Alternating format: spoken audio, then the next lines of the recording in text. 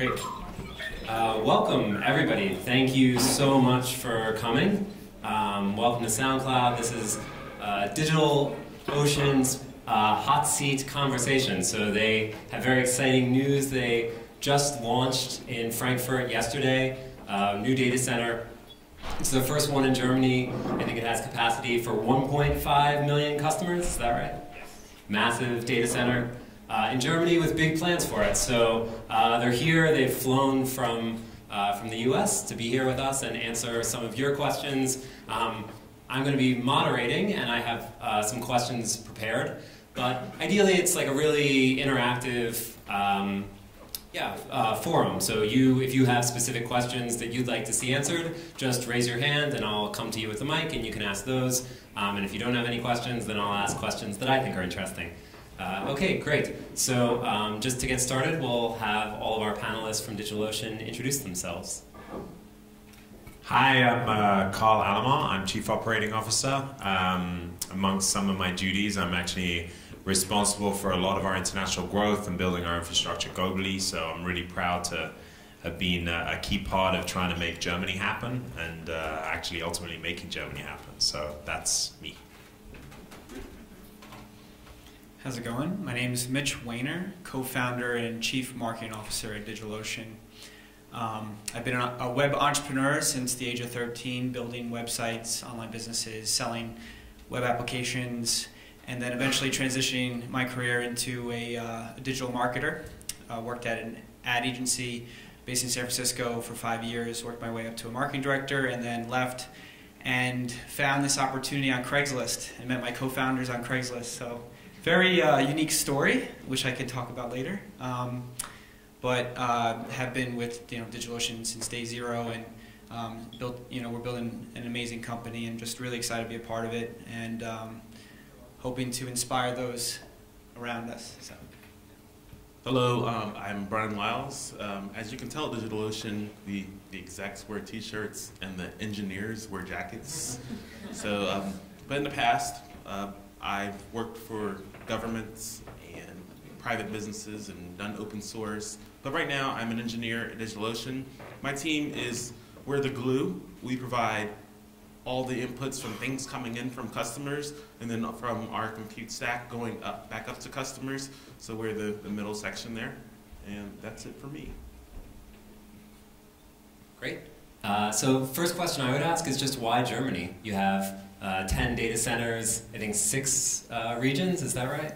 Yes. And so this is your 10th data center, your 6th region. Why here?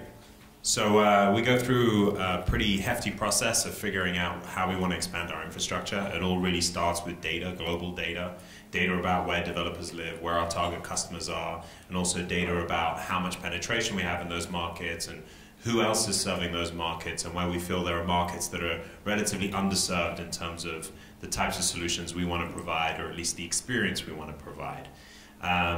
Germany was really, really exciting opportunity. The numbers are phenomenal. It's a fantastic developer community. I think there's 350,000 odd cloud developers in the market here. And for us, we were only really supporting about 5,000 of those on our platform at that point. So we felt it was underserved. We had an opportunity to really provide a much better service and a much closer service for the audience here. Having said that, we also saw it as a big opportunity in terms of what the market, specifically Berlin, is doing in startups and in tech. The second largest after London VC-funded community of startups is in Berlin, and actually the fastest accelerating VC market. So we have huge, high expectations for all you guys, for the businesses you're building, and we really just want to be a part of that. So that brought us to the decision to make Germany our next big step.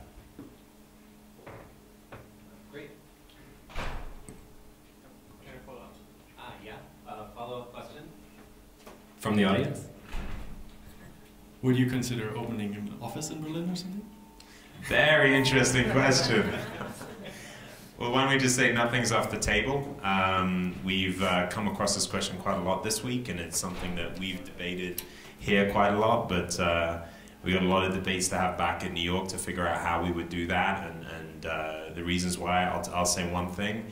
there are a lot of volunteers in our organization, especially everyone that's already here, to come and help make that happen. So we truly love the city, and I think the potential talent that lives here makes it really exciting for us to maybe tap into that. So it's an exciting opportunity, nothing by any means definitive, but very, very interesting question.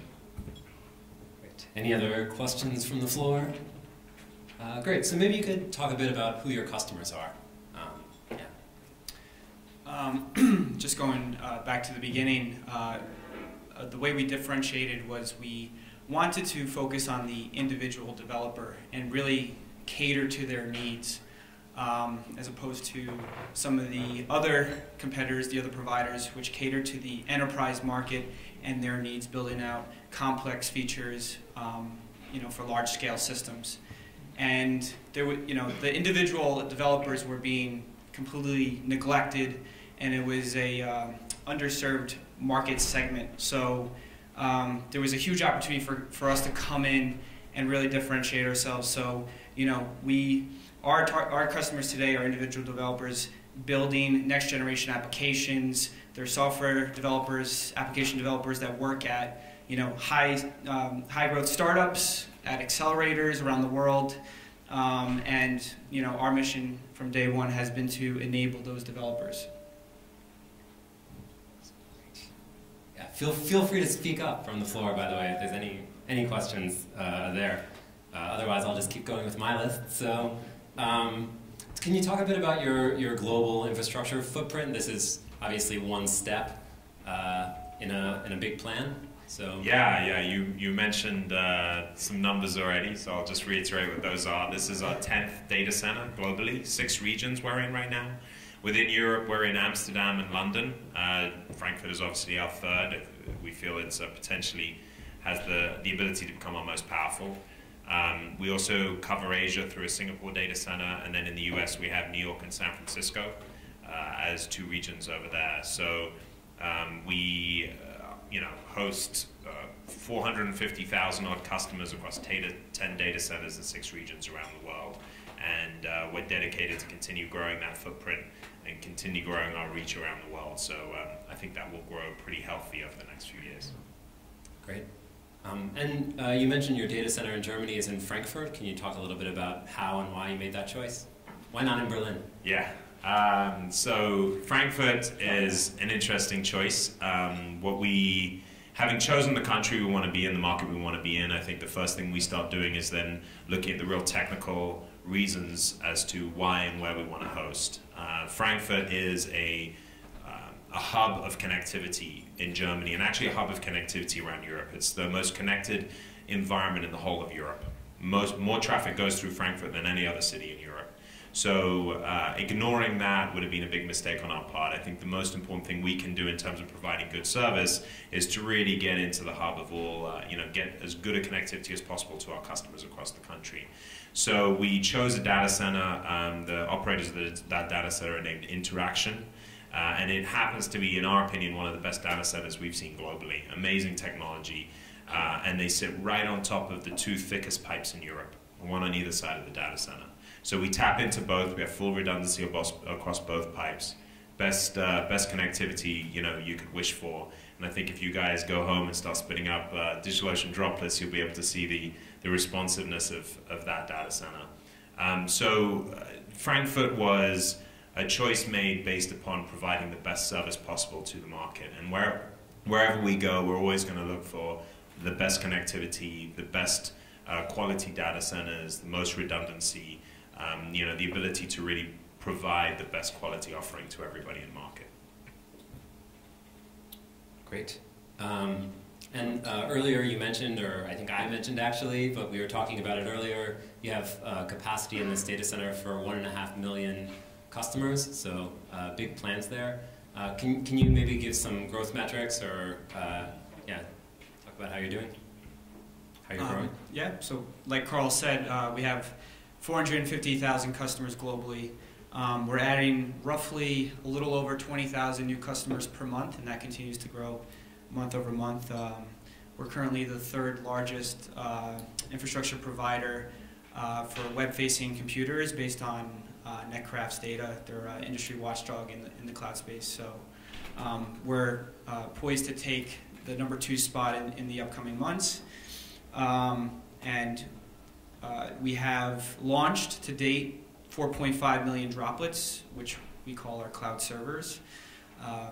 Just last year, at the end of last year, I believe we had somewhere around 1 million droplets launched. So, that just displays the scale of how fast and how rapidly we are growing today. And I'll pass the mic to Karl. He can talk a little bit about the capital and the operations of the business. Oh yeah, okay. So little update on the business side of things. So we're still a young company. It's interesting. We're only about 140 employees, so we're still growing very nimble. Allows us to do a lot of things really quickly and take real initiatives. We don't have a huge bureaucracy to get things done, which keeps it really exciting. But we have raised north of $40 million. We've got some of the leading VCs globally involved in the business, which is really exciting. And we've also raised north of $100 million worth of credit in aggregate, which allows us to essentially build this whole infrastructure. So we have a really good amount of deep pockets, really good financial structure, and allows us to continue to evolve and develop our technology and expand globally. So we're really, really on a good footing, kind of really good road ahead in that regard. Yeah, I mentioned. Great. So one question on my mind, I think, is on the mind of a lot of people, is around data privacy. Obviously there's a number, if you're a German company, there's certain legal requirements about what you can do with your data, where it can be stored, how it can be used. And presumably that sort of ties into opening a data center here, right? It's like the cloud. It shouldn't matter where the cloud is, but it actually does, right? So maybe you can talk a bit about why it makes sense specifically to have a data center in Germany from the perspective of privacy. Yeah, that's a good question, and data privacy is such a very touchy and kind of like personal subject for a lot of people, and we really understand that and we feel that as well.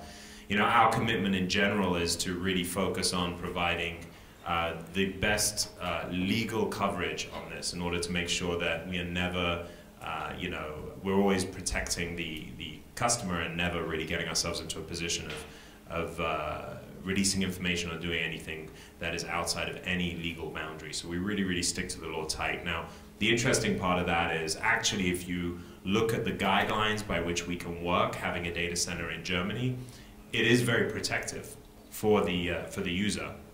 There are 2 key treaties that we're required to work with as a result of physically being in Germany. One is the Safe Harbor Treaty between the EU and the US, and the other is a treaty called MLAT. It's the Mutual Legal Assistance Treaty, which basically is what is used across country to allow authorities to access data in different countries. So what that does for us is, because we're a US company working in Europe, the data protection laws in Europe are much stronger than those perhaps in the US. But what it means, our safe harbor requirement means that we're obliged to stick to the European data laws. And that gives you guys the appropriate protection you would get based on European law. The nice thing about the MLAT is it does essentially the opposite. It requires due process, which is actually more, more stringent in the US than it is here. So in Germany, an authority can go after data in your data center without a warrant, without a court order. In the US, they can't do that. Everything has to go through court. So any European authority that wants to get to your data has to go through a US court to make the request. Any US company that wants your data has to go through a European court and work with the authorities in Europe to get to your data. So what we've seen is there's very, very good legal parameters by which we can protect our customers. And as a result, we've actually, where we really believe in transparency, we're going to be releasing a transparency report which gives a whole bunch of metrics of all the requests we've gotten in 2014, exactly what happened with them, exactly how we dealt with them. And I think you'll be very, very pleasantly, not surprised, but happy with the numbers. I mean, one key stat just off the top of my head is out of all of the US inquiries for European data, I think we got to a point of releasing under 10% of the requests. So under 10% of the requests were made, we actually ended up releasing any data to those particular requests. So that demonstrates how much we actually push back and are very, very diligent legally around working with data and working with our customers. And I know, Mitch has some thoughts on this as well in terms of our relationship with our customers. So maybe you want to. Yeah, DigitalOcean is committed to supporting and enabling and protecting the developer to thrive and be successful. At the end of the day, we take a look at where we started and what's been our core values and our mission from day one, and that's really to build a community of love and support, and that's going to continue on. So DigitalOcean is going to do whatever it takes within the laws to fight for you and support you to make sure that you are protected at the end of the day. Great. Follow-up questions on data privacy? Yeah. I have one. Great.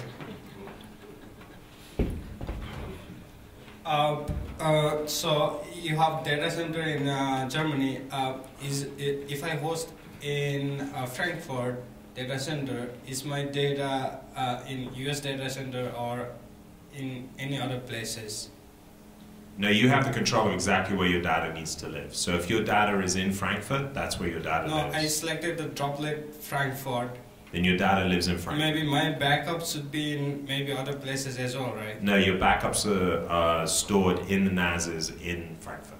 Okay. Oh, thanks. Okay, so about the data accessed by the government, because I read there was a precedent where Microsoft was kind of obliged to give the government access to data that was stored on the server in Ireland. So I don't really know how this worked out in the end, because I just read the article about this happening. So do you have further information on this? Yes, actually, that's we really have been studying case law and stuff around this. That's actually an open case. It's being appealed, and Microsoft is fighting. There's a handful of players in the tech world that are literally fighting both court and potentially even law in terms of defining exactly what these protections are. Microsoft is one of those companies, and we do know that case is still pending. When we speak to our lawyers about it, they do identify that there is some gray areas that are not defined in terms of what the rights and authorities are. Our commitment is that, especially in the gray areas, we make a real fight to protect our position. So it takes a lot for us to, it has to be very, very specific and very clear legally before we're willing to comply to certain requests. But that particular case, I believe, is still pending and hasn't actually been concluded yet, but we do know about that particular instance. Okay, just one follow-up. So could you just create a European company and just make it, just work for you? So you could just close this down and say, okay, this is the European company, they're working for us, so therefore we cannot really tell them what to do. Are you talking about creating a DigitalOcean European version? I mean, corporate structure aside, because that type of stuff may or may not happen. I mean, we're building our corporate structure as we grow. But the reality is, whether we're a European company or a US company, we are obliged to stick to the same data protection laws that European environment provides. The only way that a US company, from our perspective, or a US authority rather, from our perspective, can get access to European data is if they go through the MLAT, through European courts, to get it approved within Europe for that request. Now, if we're a European company, it's the same thing. They would go through the same process. So we will continue to work and find ways in which we can continue to protect, but the point is, as long as we stay diligent to the legal limitations of authority requests, then no matter where we are, those limitations essentially are around the same in terms of the level of protection. Another question from up here. Do you ever move data between data centers because of redundancy, maintenance, or natural disasters? Does this happen? Yeah. We don't do that. What we do is we actually say that we provide the framework and we allow our customers to make those choices. We have a lot of customers that do host their data on multiple data centers to create redundancy for themselves. What we do is we essentially create a redundancy within the data center, and then there's a whole bunch of redundant features in our infrastructure that protect us from, you know, problems. And as a result, we tend to be very, very good at, you know, reliability and uptime and stuff like that. What we would suggest is, and we obviously promote, this is a different topic outside of data privacy, but we promote creating a redundant, reliable system for our customers, but the customers have the choice on how they want to do that. So if you made the choice to, you know, replicate your data into Amsterdam or somewhere else, then we would promote that. We think that's a good idea for you, and then that will give you any kind of additional redundancy you need. Yeah, I asked this in the privacy section because if my data gets moved to a US data center for any case, for any reason, then all the German law protections don't apply anymore. Yes, and because we're safe harbor compliant, we're not allowed to do that. So part of the safe harbor compliance is that we have to protect and keep European data in Europe and not have it go to the US. Okay, and one last question. If my droplet is in the data center in Frankfurt, are my billing information also there, or are they in the main data center in the US? No, your billing information is actually in the US. However, safe harbor law has a parameter in it which allows us to transfer that data, that personal billing data, to the US. However, the protective laws on that are sustained as the same as European laws. So we can only move it to the US on the basis that we meet certain guidelines, and those guidelines continue to protect your data. Obviously, we do all our billing from New York. That's where we run all our billing, so that's why that data lives there. But having said that, again, it's still protected through the Safe Harbor Treaty. Okay, thank you very much. That's all from me. Thanks. Great. Yeah. Hot topic. Is there any data left after a droplet is destroyed? Actually, Bryan, you could probably answer. So when a droplet is destroyed, if you destroy it through the cloud interface, there is a tick mark or a checkbox that is enabled by default that says scrub data. And if you do the defaults, no. So actually, let me take a step back. We do not immediately scrub the data because we found, and this is saved people when we were smaller, is that they would delete a droplet very quickly and then realize, I did not mean to delete that droplet. And so we created this provision that would allow you to scrub the data, but it's not instant. So we queue it up after you say it's deleted. And if you do say scrub data, we actually do overwrite the data and it's no longer there. Great. Other questions on data privacy before we move on? A quick one, supposedly. Yeah, hi, thank you. You try to make it hard for us.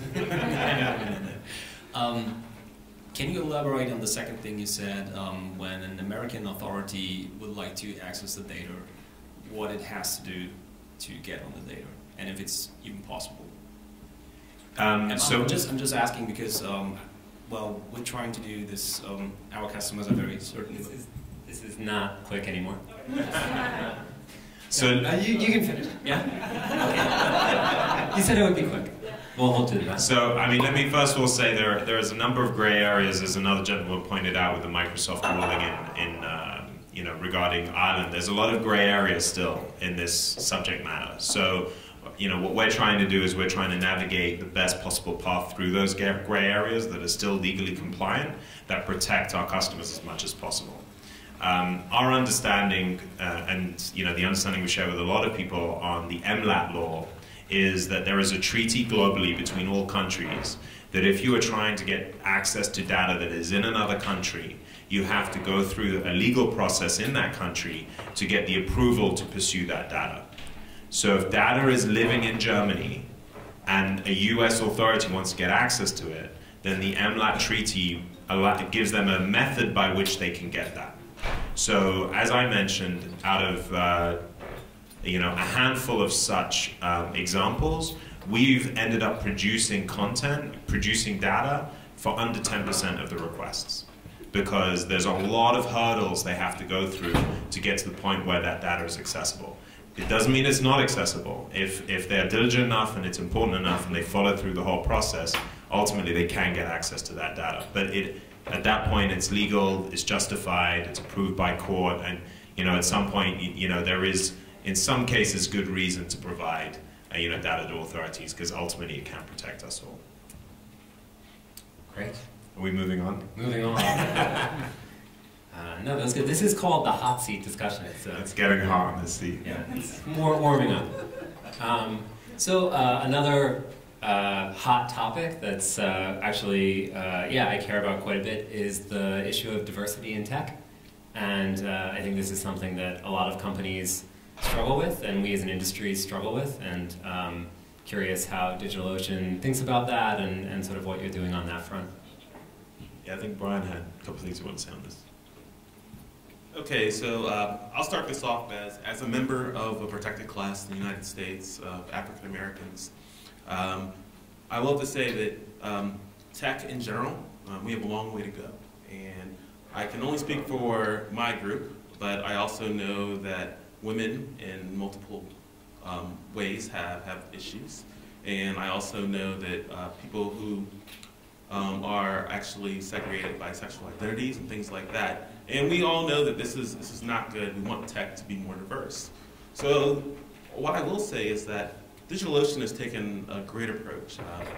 We have not prescribed to, we can fix this problem with diversity in tech. We're not just going to go out and hire 3 black guys, 2 American Indians, and then 2 Indians from India to fill a quota, because that doesn't make sense. That doesn't help anyone else, and all it really does is just moves the marker around a little bit. It does not solve any problems. But what I like is that individuals at DigitalOcean have taken to projects that make diversity less of an issue. We have multiple women in tech issues.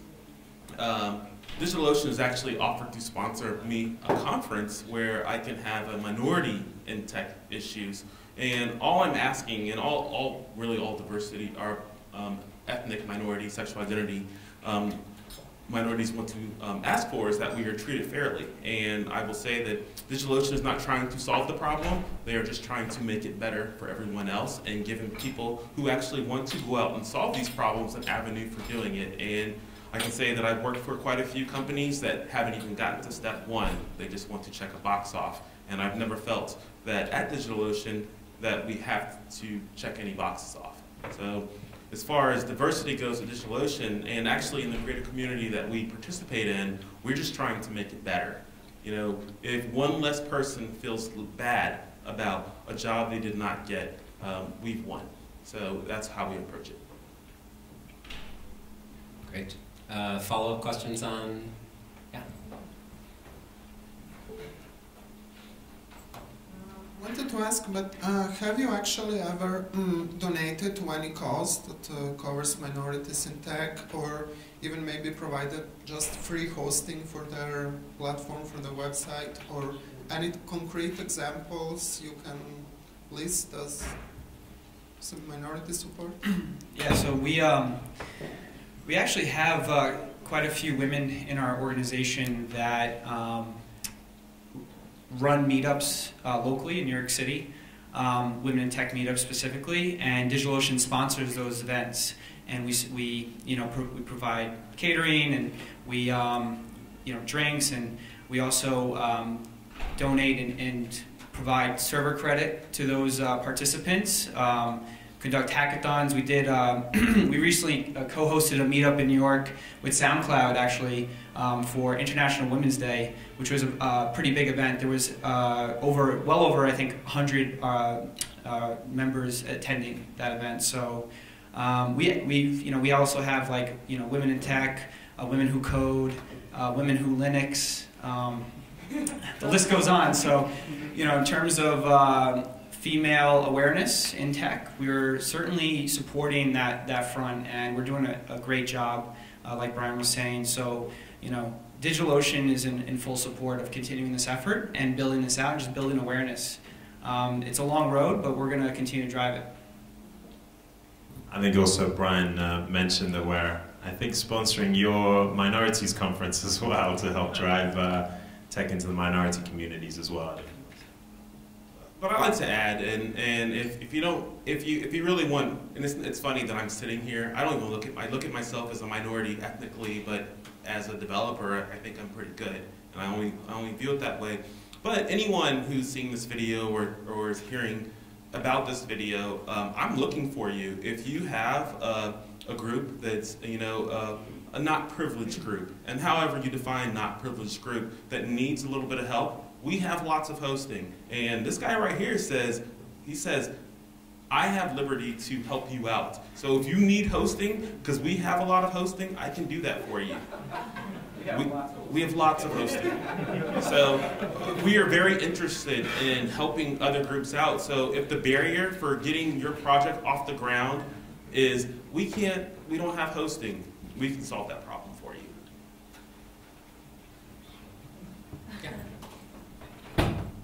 I also want to add that we are joining up with Girl Develop It. So aside from just sponsoring things, we are super involved in education.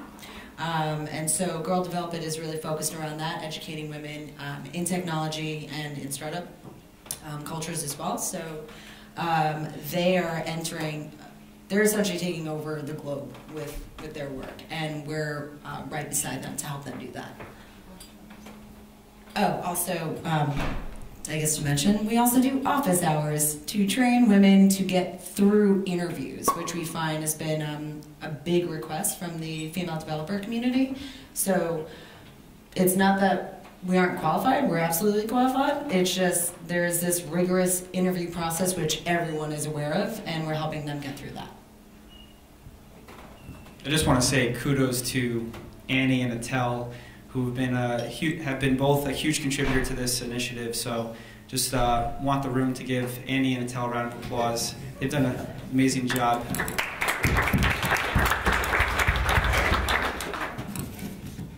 Great. So switching gears a bit towards your actual technology, maybe you could talk a bit about what the stack looks like at DigitalOcean and what sort of technologies you're using. So we have a back room, and there's a wheel, and we have two rabbits that take turns running around the wheel. No, I'm just kidding. So at DigitalOcean, we have our own stack, and I get this question a lot. I go out and I speak, and they said, "Oh, you have a cloud. Are you OpenStack based?" And we say, "No, we're not OpenStack. We actually wrote our own stack." Not getting too technical, we are basically Linux on the back end. And on top of that, we use KVM and a whole bunch of things to glue that together. We have our own provisioning system. We have our own monitoring tools for the most part. And we've built everything to ingest it in. So we are not consuming any of OpenStack. And not to say that OpenStack is not great in its own self, but had we started with OpenStack, when OpenStack changes directions yearly as they release a new project, we would have to be defined by the confines of their stack. Because we own our stack, we can do whatever we want, and we can grow with it, and we actually have the expertise in-house. So, yeah, that's our stack. So and it's interesting. I always tell people this. I say, yes, our back end, believe it or not, is written in Perl. We are lovers of Perl. There's quite a few extreme Perl lovers on the team who will defend it to the death with swords if it comes down to it. But in the middle parts, we are using a lot of our glue code these days as we're writing a lot of Go. And most of the team has really embraced Go. And on the front end, it's the normal things. We're a Rails shop on the front end for the most part. And there's a lot of Ruby and a lot of JavaScript. But we've come together as not a really big team, to tell you the truth, and put this together. And we have a stack that's pretty much stays up all the time. So, and it's been good to us. And we have not hit any of the limitations. I mean, it's only a few years old. It's 3.5 years old. But we're still able to put new features in there whenever we need to, and don't feel like we need to totally dismantle any part of the stack. So custom-built software has been good for us. Great. Questions from the audience about that? Yeah. You're not going to say we run on Perl without getting some question from the audience. If Perl works for you, that's good But I'm curious, because I've been working on that end at SoundCloud a bit. When you get a whole batch of new servers, and I'm guessing you're getting large batches of new servers, how do you make sure you're not losing any, or that they're all good and healthy? Is someone going through the data center going 1, 2, 3, 4, 1? No. So, and something interesting is that, so part of the software, we talk about our stack, our compute cloud. But of course, whenever you're a business, like even we're at SoundCloud, the only software at SoundCloud is not the software that uploads the music and then plays it on either your web or your mobile device. There's a lot more software going on. So we actually do have quite a few internal systems where we have hardware management, we have droplet management, we have user management, and when we actually get new servers, they are entered into this system, and there is a high level of automation for bringing new servers into the fold. There's not just a person going around with a floppy disk or a CD-ROM these days, or even a USB. I'm old. I say floppy disk, so, but it's not a USB key on the back of each one, uploading it and turning it on and then naming it. No, we've progressed way past that. We're using things like Pixie booting, and there is software in various stages of awesomeness to actually bring this new software in, provision it how it needs to be, and then put it on the proper network so that it can work well. I wouldn't say you're old, I'd say you're experienced, because I suffer the same problem. One thing I would add to that is just from the infrastructure side, from the hardware side, we actually have a pretty well-defined and well-processed intake process for our equipment. So we understand exactly what equipments go out to field, and we can see if anything's missing. We have a very clear idea of all the flags. We know what gets stuck in bootstrapping. So from just an inventory management process, an asset management process, we already have a very, very clear idea of what's happening on our network. And then that obviously gets, working hand in hand with the engineering side of things. We make sure that those are live and up and running. If there's any damage, any breaks or any issues, we have a full system that monitors and maintains that. And then we have the ability to go to field from time to time and create fixes, reboot, do things like that. But most of it is done remotely. There is a team that can go physically around the world, but once those systems are plugged in, generally everything syncs in remotely, and we're able to manage everything from our HQ.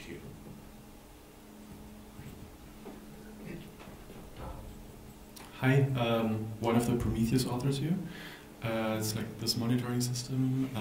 I'm curious how, in general, you do monitoring, especially storage, collection and storage of time series.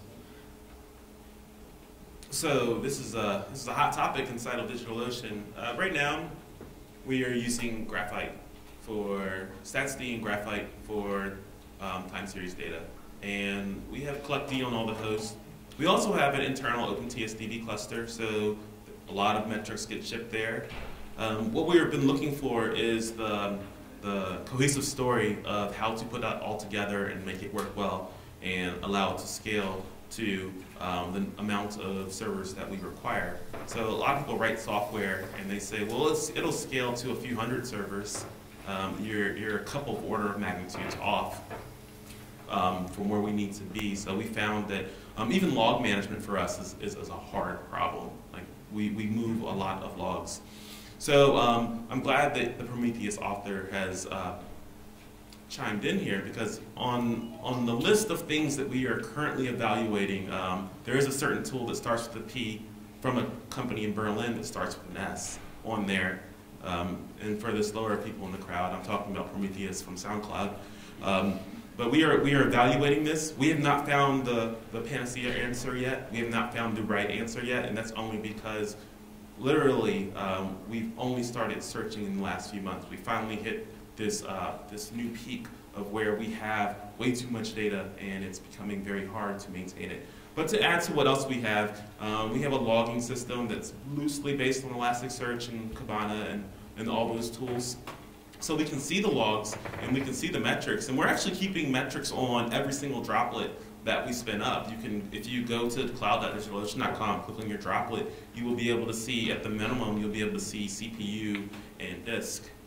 So we are keeping a lot of metrics, and it's an evolving story for us. But I do hope that it does end with names in this room. So. Are any of those tools open source? So yes, the logging one, or the thing that checks whether something bad happens to the server. We have made open source, but really at this point we are only consuming open source in this field. So I mean, like, let's go down the name again. We use our syslog. We're using our syslog. We're using Elasticsearch. We're using OpenTSDB. We're using Graphite. So we're not really. We haven't found our story yet, so I think even SoundCloud will say that you can't just sit down and say, I'm going to write this piece of software. The software that we would potentially release one day would come out of the lessons learned from maintaining metrics over many thousands of servers. And unfortunately, like I said, is that we're in a small group that doesn't like to talk a lot. So we are finding that we are running into problems that we know people have had, but we're not able to find easy answers for those. But I do want to say one thing. We do open source at DigitalOcean. It's not a huge effort yet, but if you guys have used Docker and you've used DigitalOcean with their Docker drivers, I actually just found this out the other day. I wrote most of it. I wrote the first version at least, and I was just going through the source, and I'm like, hey, that looks familiar. There you go. So people are actually consuming the open source that we created, and the two main ones I want to bring up are the go-to called Godot or Godot. We haven't figured out how it's pronounced yet, and we also have another one called Droplet Kit for Ruby, which is just the full implementation of our API, so that you guys can use and build on. Cool. Do you want to talk a bit more actually about how you're using Docker and containerization? So I would say this. In production, we are not using Docker and containerization, and not because it's a bad. I talk about this is that I think that Docker in general is becoming very good, but to deploy it, you need to do some evaluations on how does it work at scale. There are security issues and things like that, and because we have not been able to do the full audit on that yet, we can't just say we're going to throw it into production. But that being said, in every app that I know at the minimum that I touch, if you look at the bottom of the README, it says, hey, if you want to run this in a staging-like environment, here's a Docker file, and this is how you spin it up. So we are experimenting with things like this. And among those, we experimented with Docker. We've experimented with Mesosphere, who we also have partnerships with as well. So we're looking at the marketplace very closely, but it's too early for us to say that here's the answer, because we also partner with CoreOS, and they have Rocket. And is that the right answer or is it the wrong answer? I don't know. I'm not. First of all, they're both of these products are way below where they're saying they're really mature, and we're just going to wait it out and we're going to play with everything. Great question from the audience. Yeah. So I signed up last night and I saw you offer 6 or 7 Linux distros for the droplets, but I was curious if you have plans to offer also Windows Server in the future. Yes, there are plans to do it. I'm an engineer. I do things that come across my desk, but I will say that it is possible to boot Windows on DigitalOcean, and we are very interested in doing it. But there are other challenges that are presented that Linux does not, because whenever you do Windows, you have to license it, and we technically, or no, businessly. We have the solution, and Karl can talk about it. We just need to, we wanted to address the Core Complete Cloud for Linux first, but we have not forgotten about Windows, and it is on there. Yeah, I can just add to that we're actually, we have a relationship with Microsoft directly, and we're working with them directly. We're talking to them about how to structure the licensing part of Windows and incorporate that into our UI to allow Windows users to use our platform. We've defined we've kind of tested, and we know that we can spin up a Windows environment in a KVM, droplet. We already know we can do it. We already technically have solved that, but there's just a lot more complexity with how on the UI we manage the licensing and stuff. So as Bryan said, there are certain priorities that we want to make sure we get out the door and in time, not that long of a time, but in a short amount of time, we think that we should have a complete Windows solution available. Any more questions from the crowd? Do you plan to allow custom images at some point?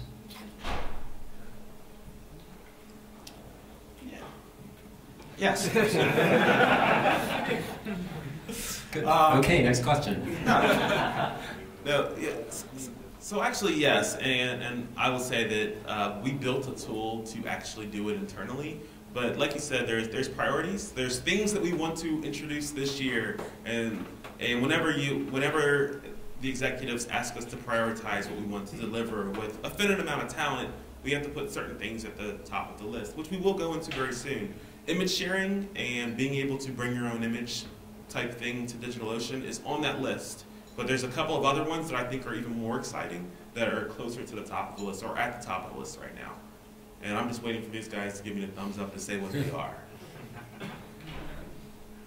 No, I guess because I was asking the same question like almost a year ago when I started using your service, and I was like, okay, they said that it's gonna be, or you said it's gonna be like available soon, and because there is so much software, you have to spin up your own ISO and just install it from it, and it's really hard if you cannot just select it. All the other hosters do not allow me this, so it would be a great diversification factor if I could do that with you. Right, so hot seats getting hot. So I will tell you something that we have done in the previous year that will make this better. We didn't just say that we're going to be able to spin up an ISO. So technically, we're running KVM on the back end. That you should just be able to upload it, and then we boot your KVM, and that's it. But you know, that's not really what you want. What you want is a level of integration that makes it that your operating system that you booted will allow you to actually interact with the hypervisor to know something about it. So one thing we did last year is we introduced Cloud Init. We call it our metadata or our metadata or user data. If you're actually booting up a Droplet on DigitalOcean, you'll see it says user data. And what that is, we're using the Cloud Init standard to be able to configure your server. And also, you're getting information from the hypervisor about that. So you get the IP, you get SSH keys or SSH public keys and things like that. What we've also done in the last year is we've brought FreeBSD to the table. And the neat thing about FreeBSD is that it's not Linux. It has different disk space or disk characteristics, actually uses I/O differently. We actually had to change parts of our stack, which we would never have found if we would just said, hey, bring your own ISO. But now, because we've been able to bring FreeBSD to the table, now we can actually bring good Windows to the table.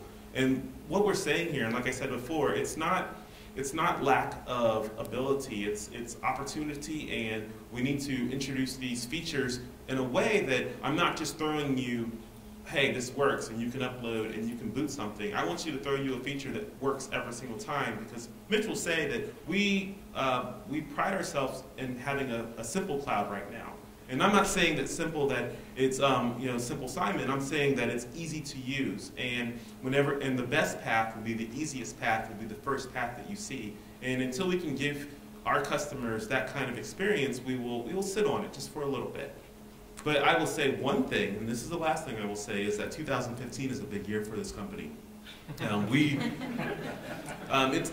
actually bringing up a new data center in Germany is a very big deal, because the hardware that we're using in Germany is orders of magnitude better than what we were using before. And you will see the benefits of that, but also things that we're planning for the stack on the networking and storage side this year are really just going to push us forward. So, thank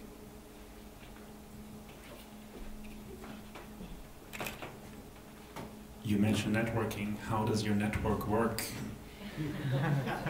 So, all right, this is I can answer it complexly, or I can answer it so everybody in the room will have a general idea. But I'll go somewhere in the middle. Every region at DigitalOcean on the network side is independent.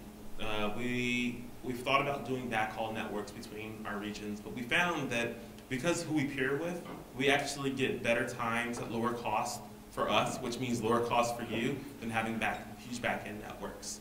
So we have, basically, at the center of every region, there is a huge core. And when I say it's huge, we're actually, we're one of our network vendors' biggest customers in these regards, because they don't normally see networks this big. And after that, it's a huge switch layer 2 network that goes through many, many racks, and it's segmented where necessary. In our older in our older facilities before Germany, every single rack has at least 1 gigabyte of bandwidth up to the middle level switch, which then goes into the core. But now we've decided that it's 2015 and 40 gigs is the minimum now. And actually, usually, and I've seen them, they're actually 40 gig bonded.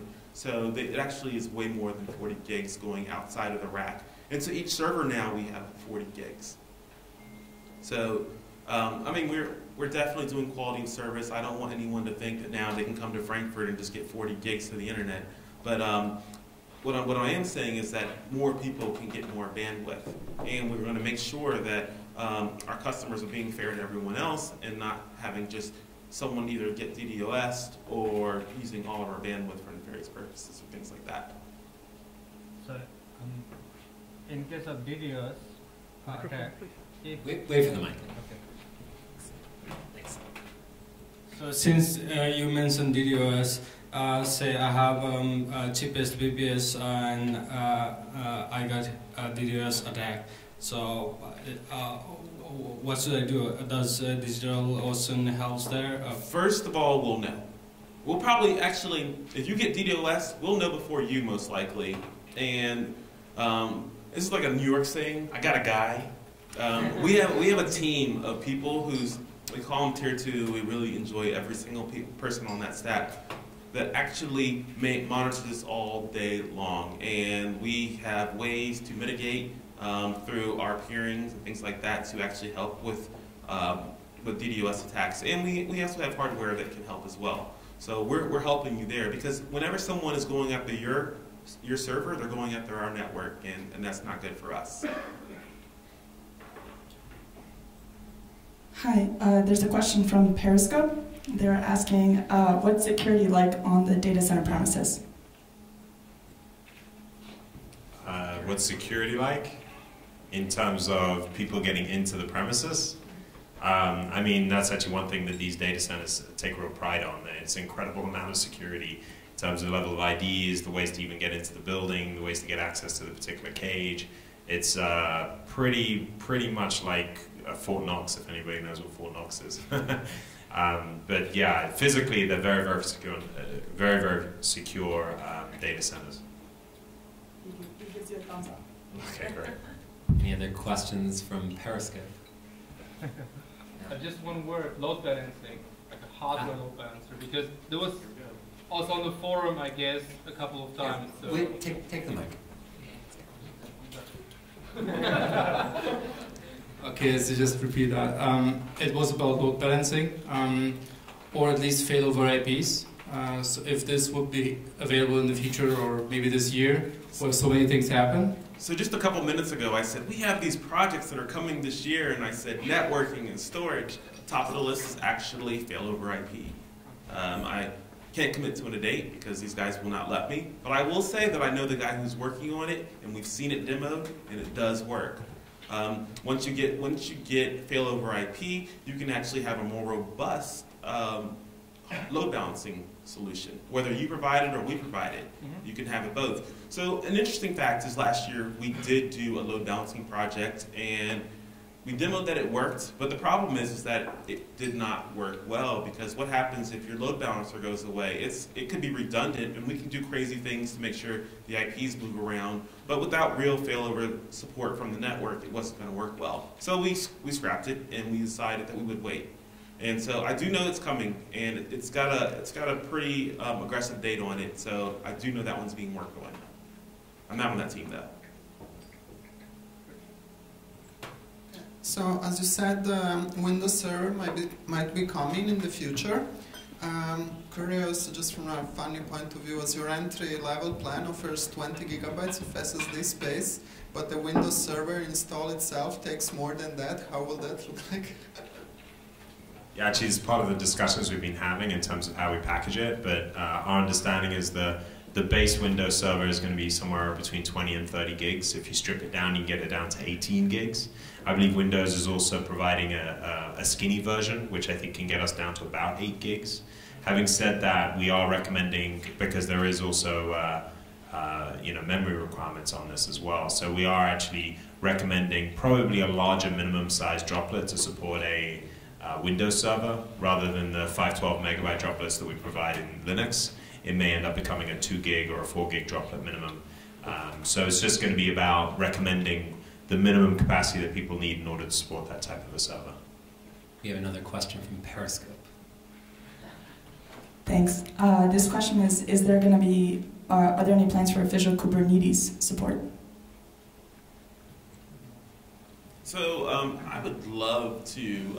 So Kubernetes is a container orchestration package originally from practices from Google, and now there's the CoreOS company has taken to modernizing and making it better and commercializing it.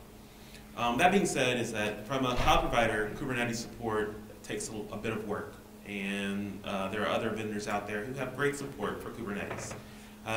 We are interested in evaluating what it would take. I mean, there's a few engineers that personally who would use it, and we're looking at it, but it's not on the list of things that we're going to support in the near future.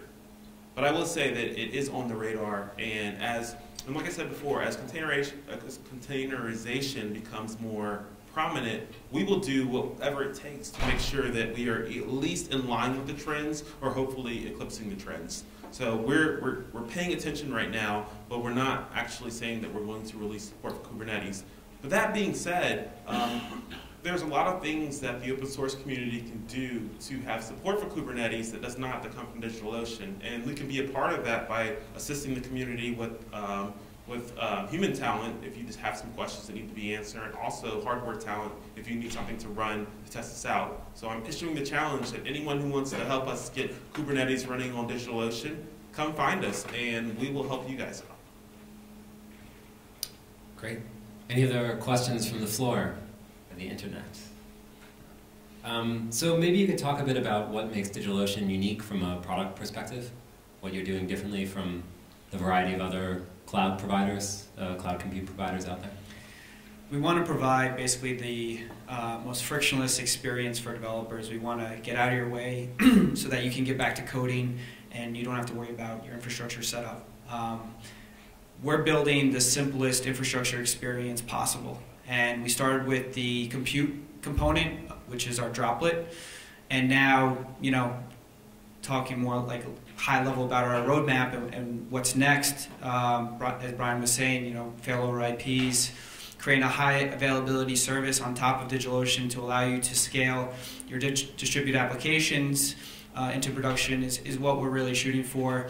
Combining that with a storage component down the line to really, complete the story of becoming a complete cloud provider, and again, making sure that every product we deliver to market is the simplest experience possible, the easiest solution for you to use to make you more efficient, to make your lives easier so you can get back to work and focus on the things that matter. Also, again, going back to the focus of the developer community, we're investing heavily in educating the developers throughout the world. We have an in-house team of writers, community managers, developer advocates that really go out and educate the world on setting up your infrastructure environment, installing the various open source languages and frameworks on top of DigitalOcean, and scaling your infrastructure environment for production needs. So that's really what we're going to continue to do. And it's not only just catering to the needs of the developer that needs to scale, but it's also to educate those that don't know what they're doing and just getting them started on top of our infrastructure environment. So that's really what we want to do. Great. And I think, Bryan, you mentioned a few things that you're doing here for the first time in your Frankfurt data center, sort of new and things you haven't done before. I don't know if there's anything else you want to mention about that. Yeah, so hardware, so when a company starts and says they're going to be a cloud provider, what do? They go out and they buy hardware. And they buy the best hardware they can, and we did a great job of buying hardware. But the problem is that at a certain point, two things happen. Either it wasn't the best hardware for the job, or the hardware gets old and needs to be recycled out. So what we've decided is, instead of focusing on an individual server or an individual type of server. We're focusing on this unit of delivery called a podlet. And inside of this podlet, you have some amount of compute, you have some amount of disk, and then you have some amount of network attached storage, and you have some amount of memory, and you have so much amount of bandwidth that can go in and some amount of bandwidth that can go out. So what happens is whenever you go from 2 to 100 servers, it's not a problem. Whenever you go from 100 to 1,000 servers, it starts becoming a problem. Whenever you go from 1,000 servers to 100,000 servers, thinking at the server level is a problem. So we've actually started putting real thought and actually have a team, a platform team, that is in charge of managing how we do compute. And not at the compute of the software, but actually the hardware layer. So the big benefits here in this, what we're seeing in the first version is we're seeing 40 gig, we're seeing different network topologies, and we're also seeing things that will allow us to do more things with software-defined networks in the future. So we will be able to build our networks in the way they need to be built rather than working towards any particular vendor. Yeah, and I can just maybe even add a little to that in terms of what we did do here in Frankfurt. So as Bryan's alluded to, we've introduced a whole new infrastructure topology into Frankfurt. It's going to be our most powerful data center globally. It's the footprint of what we want to do around the rest of the world. So everybody here in Frankfurt is going to get access to higher compute powers, better networking, better connectivity, more responsive environment. And also, it's somewhat future-proofed because it's allowing us to do things like increasing our core droplet size, for high-density users and things like that. And what we are planning to do from here is take that and then replicate that first in New York and then into our other regions, so that every region is going to ultimately be running on this higher-quality hardware infrastructure. But Frankfurt gets the first dibs, so try it out. And I think if you guys do performance tests on it and stuff, you'll find that it's an incredibly advanced infrastructure that we're providing there. Another question from the internet. This is actually about Frankfurt. The question is, do droplets from Frankfurt boot faster than ones in other regions? This is a funny question because when our platform engineer said, "It's up, go boot it," and before I booted one, I said, "Do droplets in Frankfurt boot faster than droplets in New York?" And yes, and maybe. So I'll explain to you this way. So booting a droplet for us is an interesting task, and I guess if you've never run a cloud business, you might not think about this. How do we know what version of the operating system you want to boot on a droplet before you do? Well, we don't. So if it's a common one, we try to keep those cached throughout the region. But if there's not one, so let's say if you're into old, like if you're into Ubuntu 12.04, we still support it because it's still LTS, but it might not be where you think it is. So we actually have a facility for requesting these files. So your boot time is actually dependent on that. With the 40 gig network, copying files around, and even if we have to copy, if you have a custom snapshot and you really want to bring it into the region, we have to copy that. We have to copy that over the network. So that's dependent on your time. But if your image is in the region, it will boot faster. There's a couple reasons why. One, we have faster network. So we have some network storage, and because none of the images live locally. For things you would boot from, you would actually copy, and that will live locally. So that will be helpful. The machines are faster, and they have faster memory because they're the latest Xeons. So yeah, it will, maybe, but not every single time. Great. Okay, so yeah, just to sort of wrap things up a bit, maybe you could spend the last question just talking a bit about the future and what's on your roadmap for the next few months or the rest of the year. So we've spent the last few years thinking about compute. We wrote our own stack. How do we get compute right? We did. It took us a while. Our compute is a pretty solid product. You will boot up a droplet and it boots and it runs well so from 512 megabytes to 64 gigabytes, we can do that.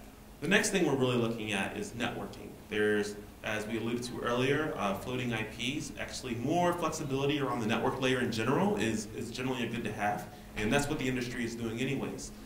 The next thing is storage. There's generally two types of storage. There's block storage and there's object storage. We are evaluating both of those, and we don't have an official answer for either, but there will be some that are coming. Another thing we have, which we did not talk about, is we are working on ways for teams and groups of individuals. And we're thinking about how does the individual work in DigitalOcean, but also how does a team work on DigitalOcean? And we're putting work into a product right now that is in its final paces of now your company can have a DigitalOcean account. So we are thinking about, first of all, how do you use DigitalOcean as a team? How do you use DigitalOcean as a developer? And then also, what does the capabilities of the product give to you? So we've given you compute, then we'll be looking at networking, we'll be looking at storage. And then what we're going to do after that is then we get into some more interesting possibilities where, this is like future off, this is quarters and quarters off. But now once we have these features, now you look at services. What are other values that DigitalOcean can provide to you as a company? And we haven't defined any of those, but that will be next. So on to marketing. Actually going into the future. Oh, we have questions. Yeah, now that you're done with Frankfurt, do you have any plans for other regions, like Asia Pacific or South America? Yeah, I was going to take the microphone next. So we continue to evaluate multiple regions globally.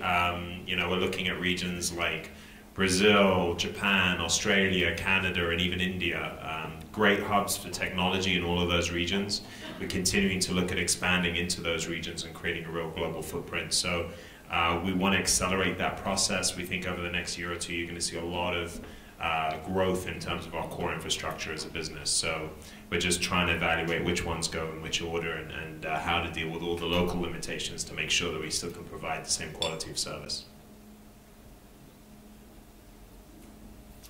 One last thing to add, thinking long term, it's interesting to just observe the market and the trends in the community and where things are headed. I mean, one thing that we've heard from our own community is that developers are interested in collaborating on infrastructure. Something that we're thinking about long term is like, how can we create a community platform that enables developers to collaborate on infrastructure setups and configurations. So similar to what GitHub has done with open source and code collaboration, we're thinking about potentially exploring that for infrastructure. Great, so I think that's a nice note to end on. A round of applause for Karl, Mitch, and Bryan.